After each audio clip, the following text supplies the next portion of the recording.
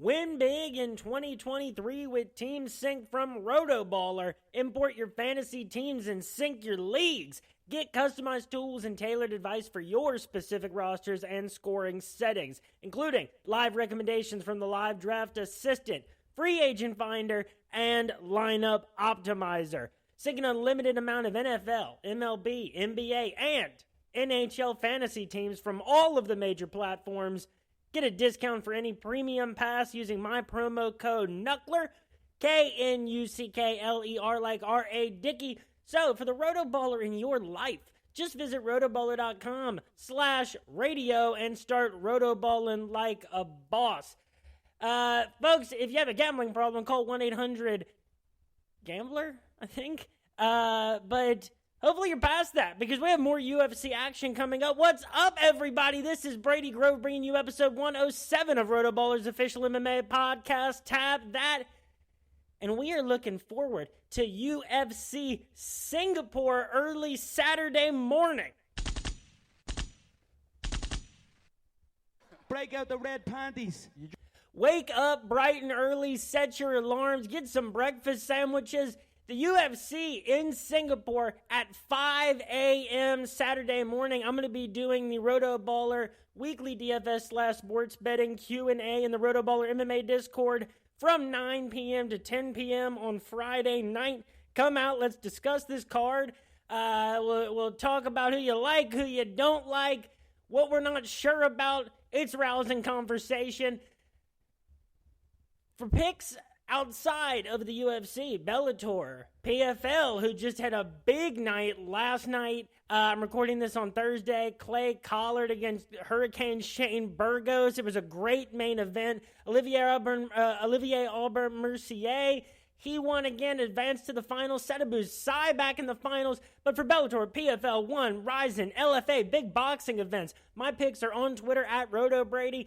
Follow, like, subscribe, leave positive reviews and comments for the podcast on the Facebook page, YouTube, and Spotify. Tap that MMA podcast.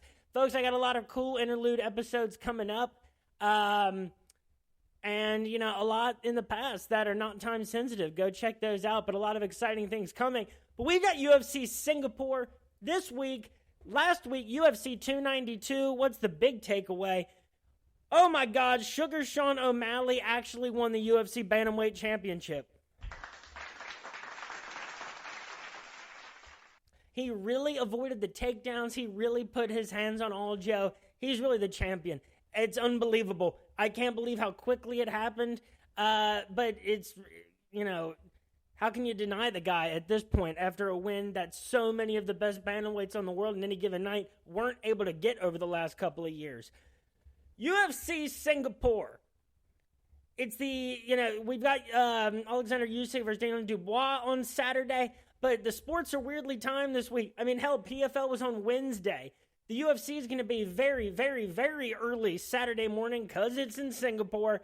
Boxing in the middle of the day. College football starts on Saturday. My fantasy football draft is Sunday night. A very widely spread out weekend of sports. This card is 13 fights. We started with a featherweight matchup between Songwoo Choi and Jarno Aarons. A women's flyweight matchup between Na Liang and JJ Aldrich. Yusaku Kinoshita against Billy Goff at 170 pounds. Another welterweight fight between Kenan Song and Rolando Bedoya. At middleweight, Chidi Njokuani against Michael Alexajuk. Bantamweight, Toshiyomi Kazama against Garrett Armfield. Heavyweight, Waldo Cortez Acosta. Where's Waldo? He's in Singapore. 9-1 taking on Lucas Bresky. Another heavyweight matchup. This one between 4-1 Junior Tafa and, what's the word for him? Concrete, tough as nails, Parker Porter. Tough out for anybody on the, at a certain range of the heavyweight division. Women's flyweight, Erin Blanchfield against Tayla Santos. That's number 4 and number 3 in the world, according to Tapology, at 125 pounds. They're starting off the main card. Bantamweight, Rinya Nakamura against Fernie Garcia. Giga Chikadze against Alex Bruce Leroy Caceres. Oh, God, at featherweight, and I know you're going to be getting Bruce Leroy at Major Plus money. Co-main event, they're running it back. It's not that inspiring of a fight, but we have Anthony Lionheart-Smith against Ryan Spann. And then the main event one, Max Blessed Holloway is going to be taking on Chan Sung Jung. This fight could see upwards of 500 plus significant strikes landed. Who knows, but it's going to be fireworks. So, let's start off with Sungwoo Choi and Jarno Aarons. Aarons, the plus 130 underdog. Choi, the minus 155 favorite. Aarons has one loss in the UFC, September 2022, by unanimous decision to William Gomi, who landed 32 strikes and 3 takedowns. Sungwoo Choi is on a 3-fight losing streak, but he did have a 3-fight winning streak going from December of 2019 to June of 2021. Wins over Suman Mokhtarian, Yusuf Zalal, and Julian Arosa before running into 3 straight losses against one, Alex Bruce Leroy Caceres, Josh Kulabau, and Michael Trezano.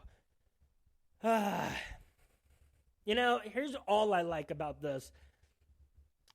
Jarno, we have seen so little of at this level. How do you knock Choi, even for his record? I'm not, Aarons has some wins in Brave. He's been in UAE, EFC, but not enough wins at a high level for me to be confident about it going into a fight against a guy with as many high-level UFC fights as Sungwoo Choi. I don't know, prop-wise, what I would pick. I guess decision, if I had to go pick a prop for Choi. I think Choi wins 65 to 70 of these out of 100. I just like minus 155. I would go Choi by decision plus 270. Next up, or would I? Real quick. Yeah, I would. I think that's how Jarno's most likely to lose. I don't know, but Choi's going to test his toughness. Next up, Na Liang and JJ Aldrich. Liang is the plus 390 underdog. JJ Aldrich, the minus 520 favorite. Let's start with Liang. 2 straight losses in the UFC. She is 19-6 as a pro, 27 years old. She came from WLF. You guys know I love prospects that come out of WLF wars. She came in to the UFC on a 5-fight winning streak at that level, but against opponents with very limited professional records. She has been thoroughly beaten by Ariana Carnelossi and Silvana Gomez Juarez in her time in the UFC. JJ Aldrich, on the other hand, is on a 2-fight losing streak, but she had a 3-fight winning streak between March of 2021 and March of 2022. 3 wins out of her last 5. Her only loss are to Erin Blanchfield, who subbed her in round 2, June of 2022, and by unanimous decision to Ariane Lipsky, who outstruck her 101 to 49. But that 3-fight winning streak came in 3 different decisions against Courtney Casey, Vanessa Demopoulos, and Jillian Robertson. She's only ever won by decision. Na has been finished in both of her UFC fights. That's just not JJ's game, but I do think JJ is just a better fighter. We just haven't seen a lot from Na. I haven't seen anything to show me that she's improving at a rate that would close the distance between her and JJ going into this one. Nah, I love WLF wars, but don't do this. You cannot do this, And I was wrong the last time I took JJ Aldrich on this. I was arrogant. I'm going to double down. JJ Aldrich wins this fight 75 to 80 times out of 100. JJ Aldrich wins this fight by decision. And for some reason, Aldrich by decision is plus 230. Get out of here. Hit it. Ow! Next up, we got a welterweight matchup between Billy Goff and Yusako Kinoshita. Kinoshita, the minus 142 favorite. Goff, the plus 120 underdog. Let's start then with Kinoshita. 6-2 as a professional. 23 years old. 4 wins by knockout, 2 by submission. He did lose his UFC debut to Adam Fugit by first-round TKO February of this year. He has a Contender Series win over Jose Henrique Sousa by third-round knockout. I love this guy. Wins in Pancrase, wins in Deep. He has a fight in Ryzen. He's hitting all of the major promotions on that side of the planet. Billy Goff, 8-2, 25 years old.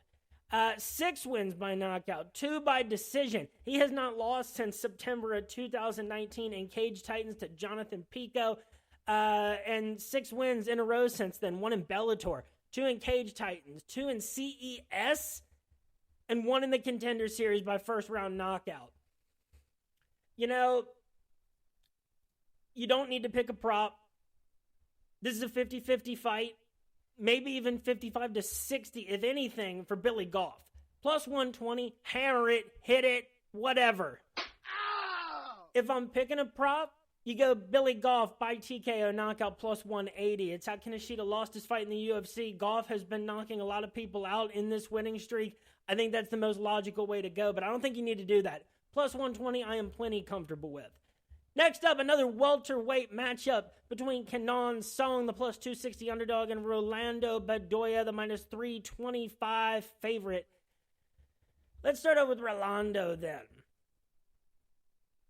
14-2 as a professional, 26 years old, 7 of his wins inside the distance, 7 by decision.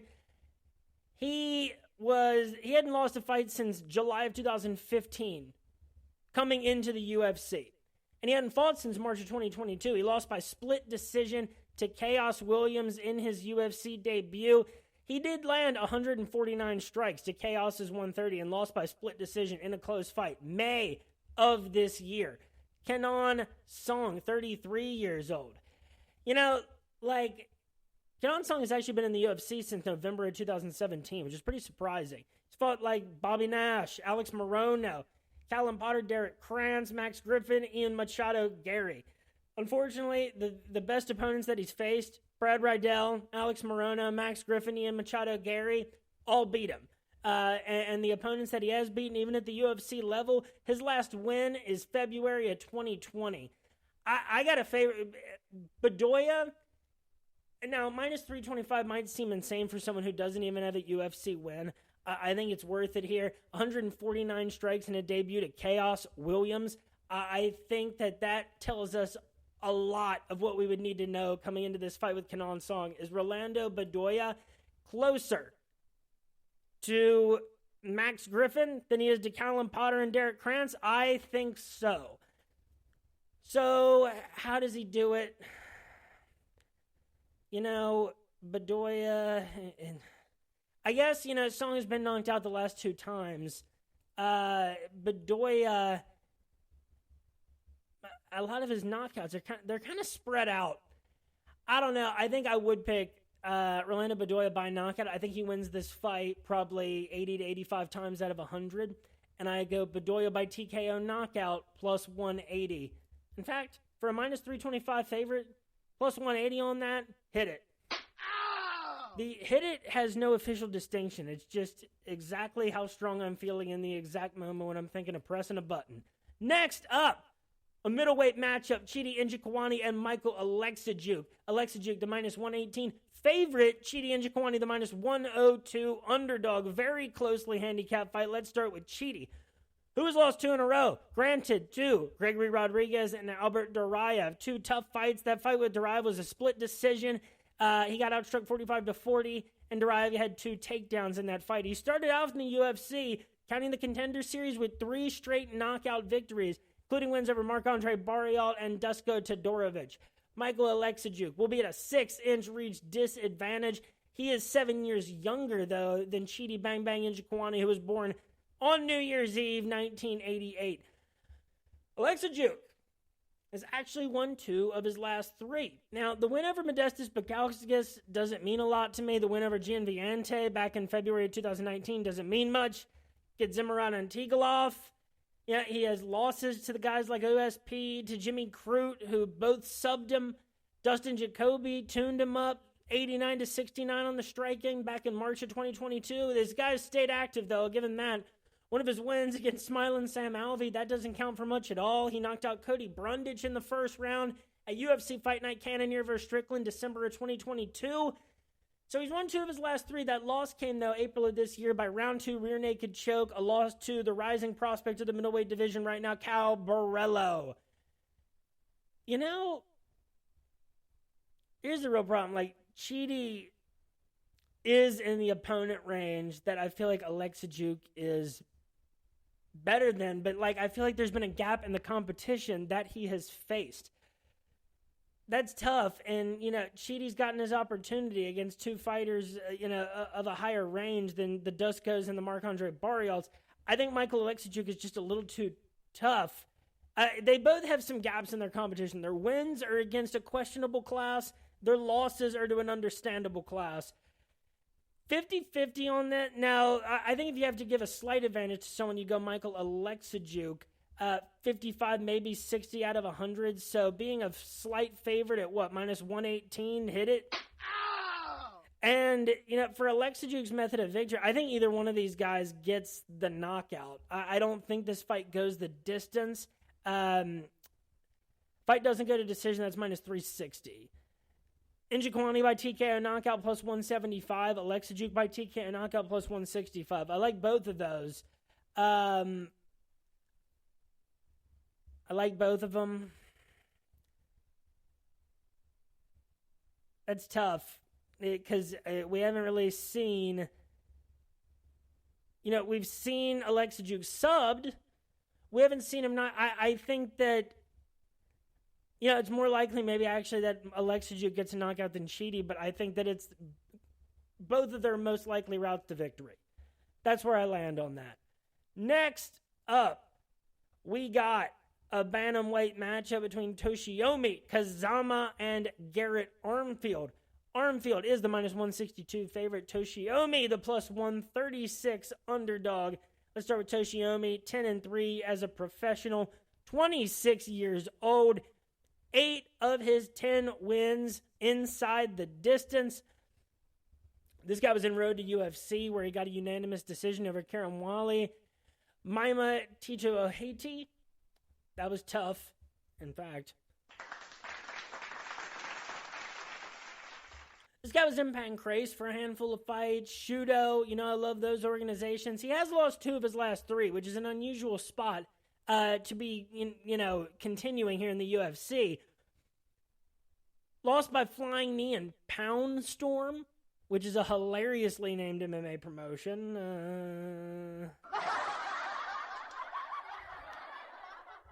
In his last fight against Rinya Nakamura, February of this year, he got knocked out in the first round. Garrett Armfield, on the other hand, he lost his UFC debut July of 2022 by second round arm triangle choke to David Onama. Let's see if he's been into anything. No, he hasn't fought since then. And it's like, Garrett Armfield has wins in Shamrock. He's fought in CFFC with 1 win. He's been in LFA but lost. What the hell is here to tell me that Garrett Armfield should be favored? I'm not saying, I think Toshiomi is, a young kid who's getting the opportunity to maybe get things right at this level, and I think Garrett Armfield is an opponent he can do that against. I don't think Garrett Armfield's experience advantage is that significant, how it would initially lead you to believe, and Toshiomi has been, able to be active over the last year and get more fights in. A road to the UFC win, that might not be, but Rinya Nakamura, is an undefeated professional who has looked very good. 2 road to UFC wins as well. You know what? I think this is a 50-50 fight. Give me Toshiomi Kazama plus 136. Hit it! Ow! And, I think as far as outcome,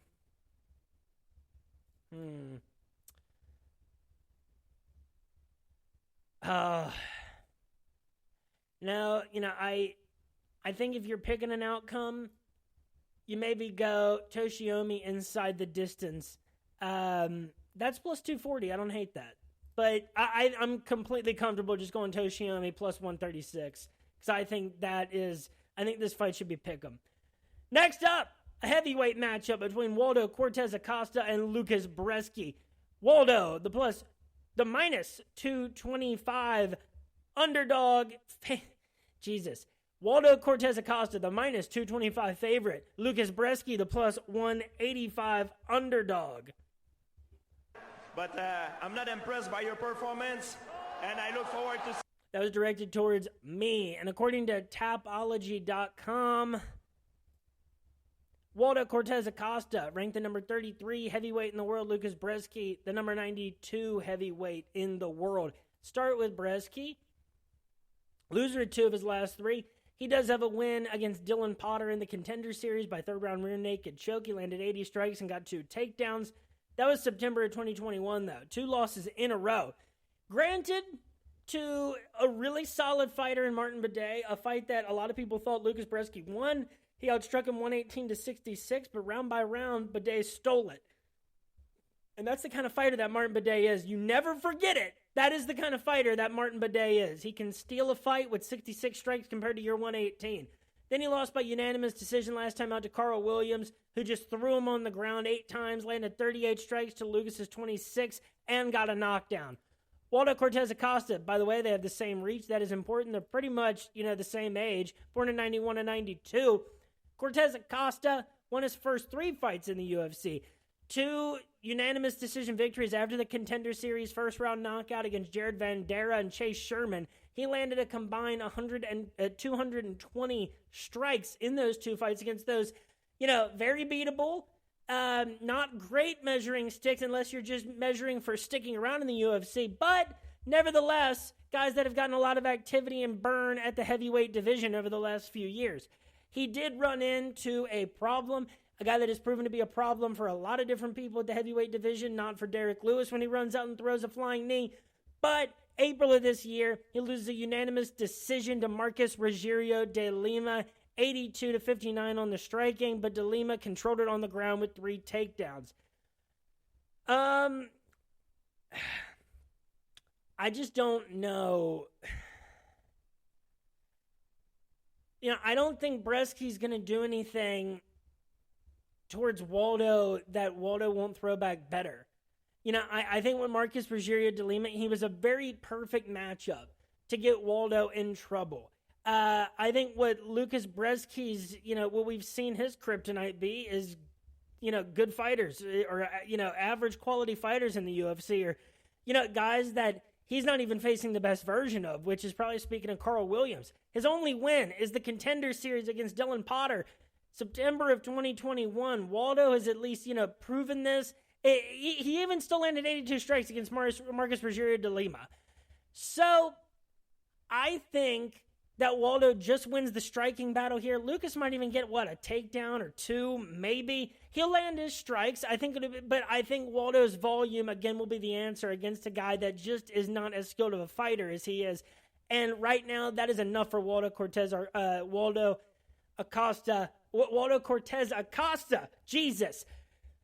He might land, 100, 150 strikes. Lucas Bresky might land 50 to 80, but it will be a unanimous decision victory for Waldo Cortez Acosta. He will win this fight 75 to 80 times out of 100. So, I'm not taking a straight-up victor. Cortez Acosta by decision plus 150. That's the best value of the fight. Hit it. Next up, we got another heavyweight matchup between Junior Tafa and Parker Porter.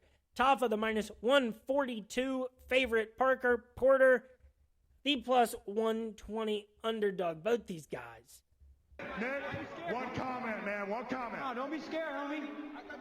This fight has interesting written all over it. Parker Porter has always kind of been a guy that your eyes are on him when he is an underdog in a fight. And there were a few times where he came up, with big high volume performances. He surprises you with the volume that he can throw. And for fights that he's in that tend to end sloppy, his cardio has held up. Now, he does have a first-round knockout loss to Justin Tafa.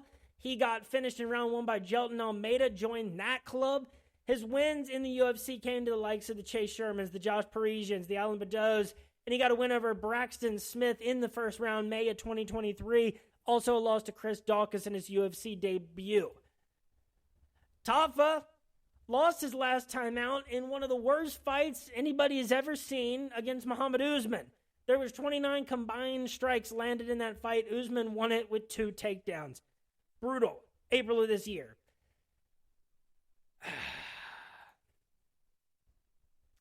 I keep seeing love for Junior Tafa. Did I say Junior? for Junior Taffa on the internet. But Parker Porter, I repeat.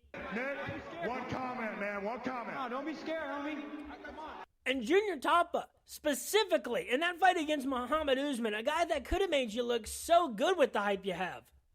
But I'm not impressed by your performance, and I look forward to... Junior Taffa is not Justin Taffa. He's not Jelton Almeida. He's not even Chris Daukaus from what we've seen. I think this fight is closer than these odds indicate. I think this is kind of a 50-50 fight. And so maybe one more time, I'm saying Parker Porter is a pretty good option at plus 120. If Junior Taffa lets him stick around, he could knock him out. But Parker Porter very well could end up with a decision victory if he just throws enough volume. So, given that, Taffa by TKO knockout, the hell isn't that here? They don't have that for some reason. But I would say that is his best prop of the fight. Porter by decision plus 450. That is by far his best value. Fight ends in round 1 plus 575. I don't hate that at all. And that is if you were betting on Justin Taffa. Justin Taffa. They listed, all right, here's what I'm saying. They're listing it on the odds website, bestfightodds.com, that Parker Porter's fighting Justin Taffa. He's not. He is fighting Junior Taffa. That is an important distinction. Next up, we got a women's flyweight matchup, a big one between Erin Blanchfield and Taila Santos. Taila Santos, the plus 124 underdog. Erin Blanchfield, the minus 148 favorite. All right, here's what I have to ignore. Just a little bit. That last fight of Taila Santos's, June of 2022, she got outstruck 77-55, 3 takedowns each. She loses a split decision to Valentina Shevchenko. After being on a 4-fight winning streak over the likes of Molly McCann, Jillian Robertson, Roxanne Modafferi, and Joanne Wood, Taila Santos won that fight. But whatever, you move on. I thought on that evening she was a better fighter than Valentina Shevchenko. Erin Blanchfield, on the other hand, born in 1999. She will have a 2-inch reach disadvantage. Erin Cold-Blooded Blanchfield, sweet nickname. And her winning streak is very impressive in the UFC. Started in September of 2021. 2 straight decision victories over Sarah Alpar, where she landed 120 strikes, 3 takedowns. Miranda Maverick, 46 strikes, 7 takedowns. Then, 3 straight submission victories over J.J. Aldrich, June of 2022. Molly McCann, November of last year. In February of this year, she gets a second-round rear naked choke against Jessica Andrade. I have to forget that on that night, Taila Santos was the better fighter than Valentina Shevchenko, because I think this is all very well set up for Erin Blanchfield to get this win. She looked amazing against Jessica Andrade, and maybe I'm remembering that a little too strongly. Taila Santos hasn't been subbed in the UFC. Her only fight that didn't go the distance was against Joanne Wood, that she finished by a first-round rear naked choke. Here's what it really comes down to. This is a closely handicapped fight. I think Erin Blanchfield wins this fight 65 to 70 times out of 100. I love minus 148. As far as an outcome, range, I think you got to go Taila by decision, just given her track record. I think that if, she wins this fight, and it's hard too, because I think it would have to be kind of similar statistically to the Valentina Shevchenko fight, except you're not getting 5 rounds to steal round by round. And Taila, it scares me when the opponents on her record are Joanne Wood and Roxanne Modafferi. Those are the biggest wins, but they were also against those fighters at the end of their careers, when it was, the least meaningful to beat them. Erin Blanchfield getting that win over Jessica Andrade. I know Andrade is kind of fading into that territory. At least it seems like it right now.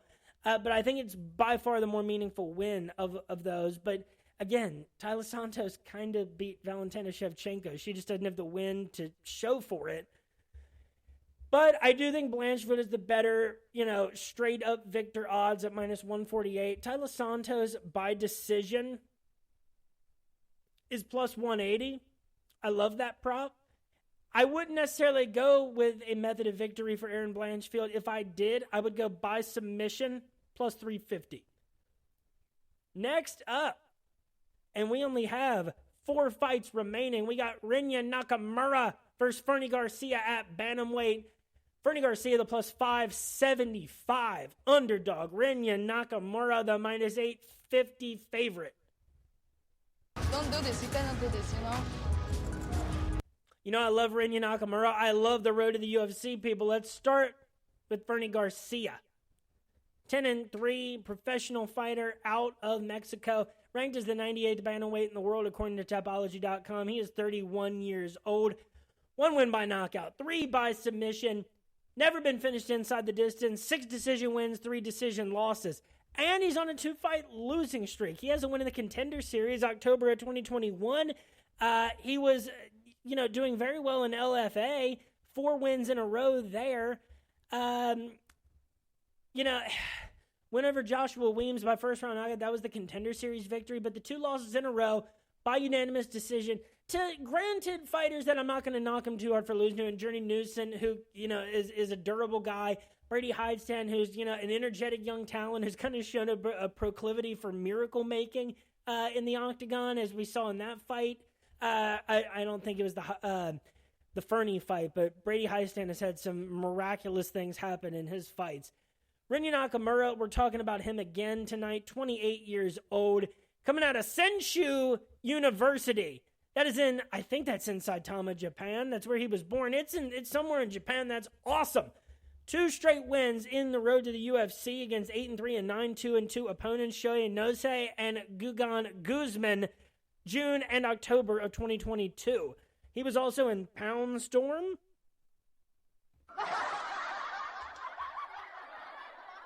And then his UFC debut, UFC Fight Night, February 4th of this year.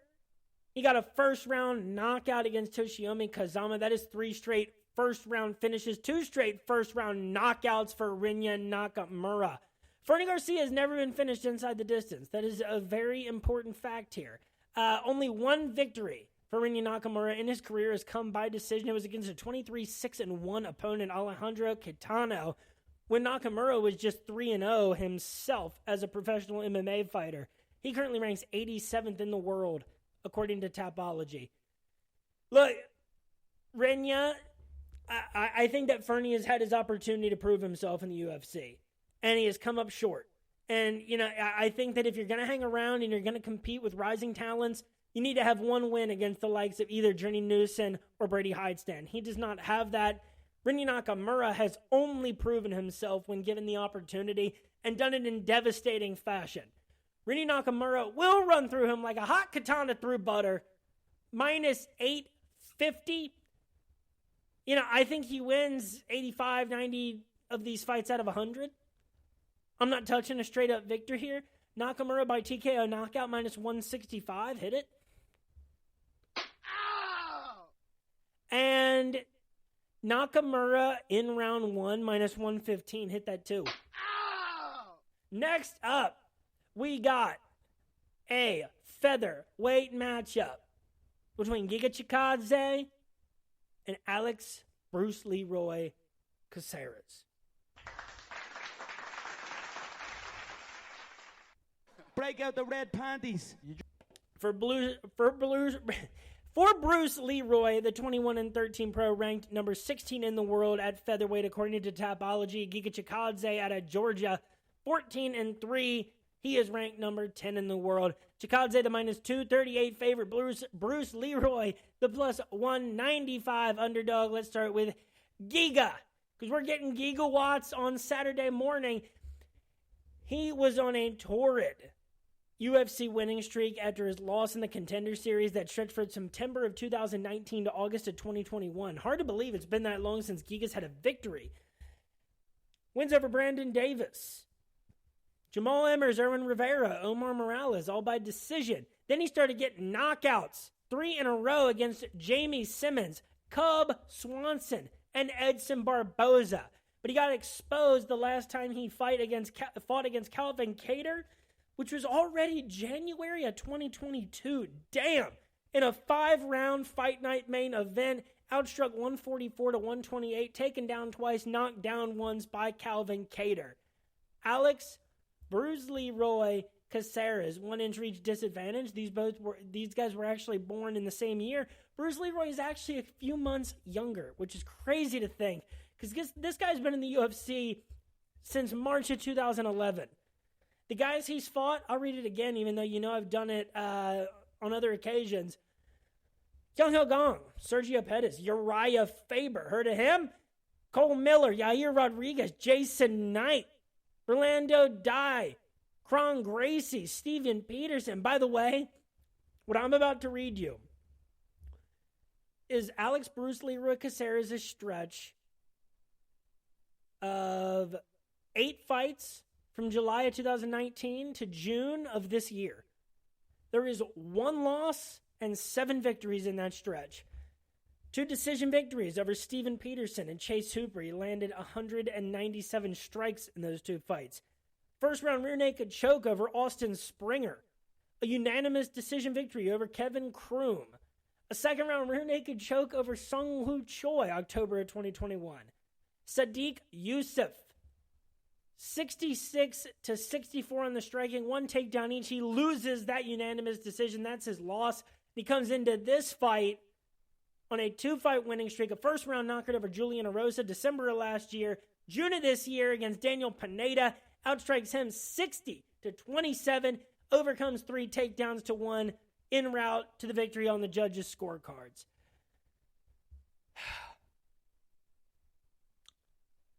Okay. What should happen here again is Giga is the fight, I think, the fighter with that extra gear. That I just don't think that Bruce Leroy has, I think he's shown us many, many times. He's a guy you can never count out. And anytime that, a prospect or a younger dude wants to get a marquee victory and they want that to be Alex Bruce Leroy Caceres, it's going to be a long night. We know that for sure. Giga Chikadze.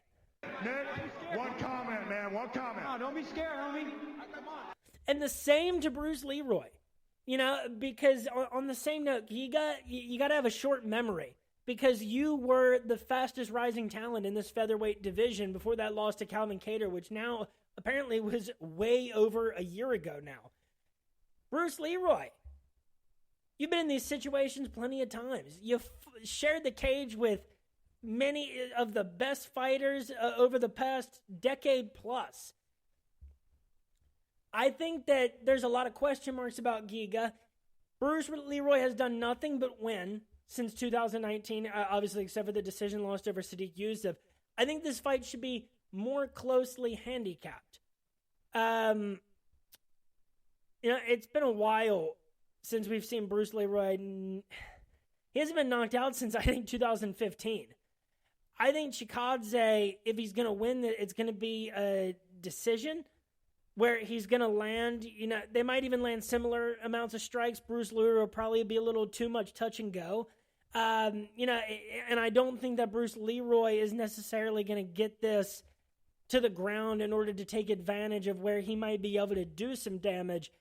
I just see it being a fight on the feet that Giga Chikadze is probably going to win, but it's just too much history and too much success there for me to count Bruce Leroy completely out. Plus 195, I think he wins 40 to 45 of these out of 100. Maybe a little less, but you have to respect this guy so much. Plus 195, what the hell? Hit it. And I would not pick a route of victory for Alex Caceres. I think that would be foolish. Giga by decision, though, plus 100, absolutely. Best prop of the fight for him. Then I would go by TKO knockout, plus 275. It's been a long time since that's happened to Bruce, but that was a lot of fights ago, a lot of damage taken ago, or maybe not so much. Next up, we are on to the co-main event of the evening. A light heavyweight fight between Anthony Lionheart Smith and Ryan Spann. This is the rematch between these two fighters. Why?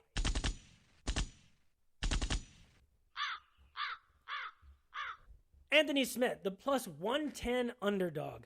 Ryan Spann, the minus 130 favorite. Let's start with Ryan Spann. So hot and cold. He came into the UFC with a bang. He did lose his first Contender Series fight to Carl Robertson, but wins over Emiliano Sordi, who then went to the PFL. Rogerio Nogueira, Devin Clark, Smiling Sam Alvey, that doesn't mean much, and that was by split decision. He got knocked out by Johnny Walker. He got subbed the first time by Anthony Smith, September of 2021. His big wins in that stretch: Misha Serkinov by first-round knockout, Ian Kudalaba by first-round submission, and early guillotine May of 2022. November of last year, a first-round knockout over Dominic Reyes. But then he lost his last time out March of this year pretty quickly to Nikita Krylov by first-round submission. Anthony Lionheart Smith has won 3 of his last 5. It's been hot and cold too, especially since that fight with John Jones. I mean, God, look at the fighters that this guy had to take on. And he's been in the UFC for so long. I mean, started in Strikeforce, July of 2011. Fights in the UFC against Andrew Sanchez, a win. Hector Lombard, a loss to Thiago Santos. He beat Rashad Evans, Shogun Hua, Volkan Odezimer. Lost that title fight to John Jones, a win over Alexander Gustafsson by fourth round rear naked choke. Then he took an absolute beating to Glover Teixeira. We all remember that one, a mercy killing. Unanimous decision loss to Alexander Rakic, August of 2020. Then his 3 wins in a row came against Devin Clark, first round triangle choke, first round knockout victory over Jimmy Crute, although I believe that was the one that ended in an injury for Crute. And then Ryan Spann, that was his last victory, was against Ryan Spann, September of 2021. He has lost 2 in a row by second round knockout to Magomed Ankalaev and by unanimous decision to Johnny Walker. You know, if Ryan Spann was just coming off the Dominic Reyes knockout, I'd be way more likely to say that this is the time that he gets past Anthony Smith. But it's the way that Nikita Krylov beat, and the way that, like, it made me, if I think that Paul Craig is going to give you problems, I think Anthony Smith is still going to give you problems. There's guys like that at light heavyweight that are really crafty and well-rounded. And I think Ryan Spann is just too much of a, home run, Hail Mary type of fighter that I don't think is as savvy as Anthony Smith has shown himself to be. I think Anthony Smith has passed a lot of the weirder stuff in his life and in his career and the tougher fights that I think wore on him emotionally and physically and saw that downward stretch. I know he's lost 2 in a row, but I think you can't call this anything less than a 50-50 fight. I think you got to even give a slight edge to Anthony Smith, maybe 55 out of 100, plus 110, hit it. Ow! I would go Anthony Smith by submission again. That is plus 380. Spann by knockout, plus 175. I think those are the 2 best props of the co-main event. And finally, we are on to the main event of the evening. I don't know what time this is going to be kicking off in Kallang, Singapore, Saturday morning. But it's Max Blessed Holloway against Chan Sung Young, the Korean Zombie.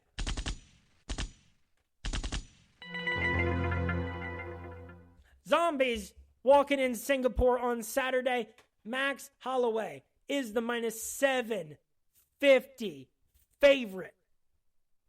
The Korean Zombie plus 525, the underdog. Don't do this. You cannot do this, Seems like a fight that the Korean Zombie has set up to look good in but still lose. Let's start with the Zombie. Winner of 3 of his last 5. Dating back to June of 2019, has had a lot of hiatuses. 2 first-round knockouts over Renato Moicano and Frankie Edgar. Then he took that devastating loss to Brian T. City Ortega, 127-62 on the striking, 3 takedowns for Ortega, 2 knockdowns, unanimous decision October of 2020. His win in between June of 2021 came by unanimous decision over Dan Ige, 92-80 on the striking, 3 takedowns for the Zombie. And he got devastated, obviously, April of last year. 4th round knockout for Alexander Volkanovski in a featherweight title fight. He outstruck Chan Sung Young 138-48, 4 takedowns to none with a knockdown. Max Holloway, 4 years younger, will be at a 3-inch reach disadvantage. He is the winner of 3 of his last 4. And for DFS purposes, you got to be using Max Holloway this weekend, or else you're out of it. Because in 3 of these last 4 fights, so first of all, I thought he lost both fights with Volkanovski. I've spoken to that before. He still landed a combined 236 strikes in those fights, which were very close. Let's talk about January of 2020 on. All of his fights have gone the distance, too, dating back to April of 2019, the fight against Dustin Poirier. Against Calvin Kattar, he declared himself to be the best boxer in the UFC and won a unanimous decision, altering the course of Calvin Kattar's life for the rest of time moving forward. Landed 445 strikes to 133. How did he follow it up? November of 2021 against Yair Rodriguez, 230 strikes to 159, 3 takedowns to 1 unanimous decision victory. He fights Volkanovski again. This time, he really gets worked. It was not a close fight that time. Outstruck 199 to 127. Alexander Volkanovski, very possibly the best fighter in the entire planet. Max Holloway versus Arnold Allen. Last time out, he lands 147 strikes, pieces him up in his own right. Arnold Allen only landed 76, unanimous decision victory for Max Holloway. Here's the thing. You just can't take Chan Sung Young here. A win against Dan Ige being your only win since December of 2019, not enough for what Max Holloway has been doing. I mean, throw the Volkanovski win out. You can consider the first two for evidence of just the skill level and the weird, crazy qualities that Max Holloway possesses. The amount of strikes that he landed combined between the wins against Kattar, Yair, and Arnold is ridiculous for scoring purposes, but all of his fights have been going the distance.